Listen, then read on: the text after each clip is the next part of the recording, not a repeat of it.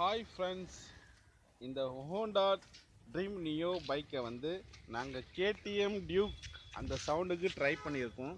அதாவது இப்போ பாருங்கள், இந்த டப்பாலேருந்து ஒரு கம்பியை சுற்றி இந்த சைலன்சரில் போட்டு கட்டி இந்த 5 சென்டிமீட்டர் கேப் வச்சு நாங்கள் இப்போ ஸ்டார்ட் பண்ண போகிறோம்.